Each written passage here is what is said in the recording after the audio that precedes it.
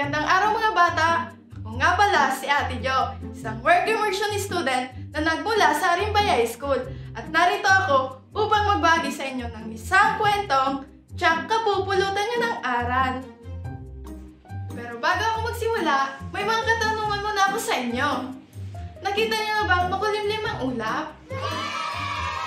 Wow! Sa tingin nyo, ano kayang mangyayari kapag makulimlim ang kalangitan? Umuulan ba? Tama! Dahil dyan, ang aking kwento ay pinamagatang Silosong Ulap na isinulat ni Val Samraj, ginuhit ni Chaya Sereirot, at itsatin ng Let's Read of the Asian Foundation. Tara na, simulan natin ang ating kwento. Tuwing umaga, si Araw ay nagbibigay ng ginintoang sinag sa buong mundo. Ikinatutuwa at inaangan ng mga tao ang kaniyang kagandaan at kasiglahan.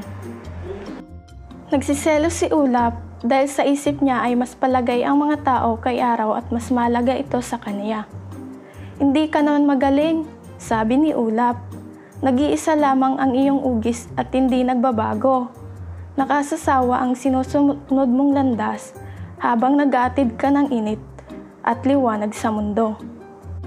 Samantalang, maaari akong maglakbay sa anumang direksyon at magbago sa anumang ugis na maisip mo. Si Araw naman ay patuloy sa pagningning, hindi niya pinansin ang mga sinasabi ni Ulap. At hindi nagtagal dahil sa matinding init ni Araw ay nagsimulang matuyo ang mundo. Sobrang init, reklamo ni Ulap. Alam ko, magugustuhan ng mga tao ang ulan ngayon. Ito na ang aking pagkakataon. Kaagad, ang liwanag ni Araw ay nabawasan at naging makulimlim ang kalangitan. Nagtaka ang lahat sa mga nangyayari. Inarangan ni Ulap ang lahat ng sinag ni Araw sa buong kalangitan. Nawala ang init at liwanag mo, Araw, sigaw ni Ulap. Mabuti iyan, sabi ni Araw. Nakatulong ka upang palamigin ang lahat. Salamat sa iyo. Ngunit, lalong ikinagalit ni Ulap, mas naging makapal ito at madilim at ayaw niyang umalis. 3 araw at gabing nabalot sa kadiliman ang mundo. Nakiusap si Araw kay Ulap na ayahan siyang lumiwanag. Pakiusap, maraming buhay ang mapipinsala kung hindi ako makapagbibigay ng liwanag sa lalong madaling panahon. Tumangging makinig si Ulap at tinipon ang iba pang mga ulap upang magbuhos ng ulan sa mundo. Sa simula, nagsaya ang mga tao dahil sa ulan. Lalong naging mayabang si Ulap dahil sa wakas ay nakuha niya ang pansin ng mga tao. Sa tingin niya, marami pang tao ang magbibigay puri sa kaniya kung mas marami pang ulan ang ibibigay niya kahit ito'y magdulot ng mga pagbaha sa lahat ng lugar. Ngunit, hindi pinupuri ng mga tao si Ulap.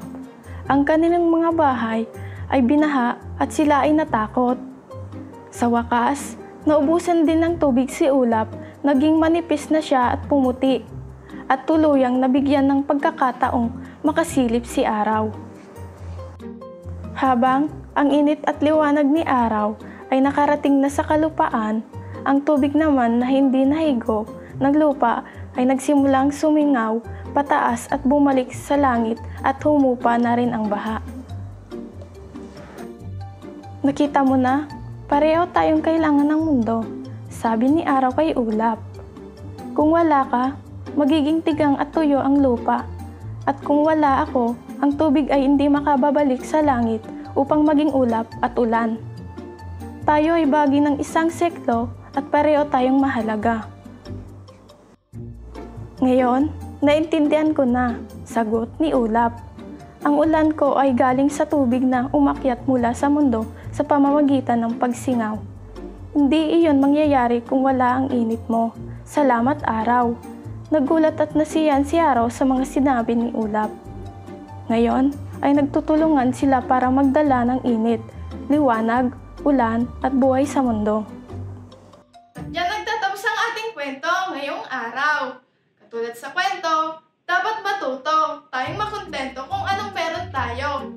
Dahil lahat tayo ay may kanya-kanyang kakayahan at katangian.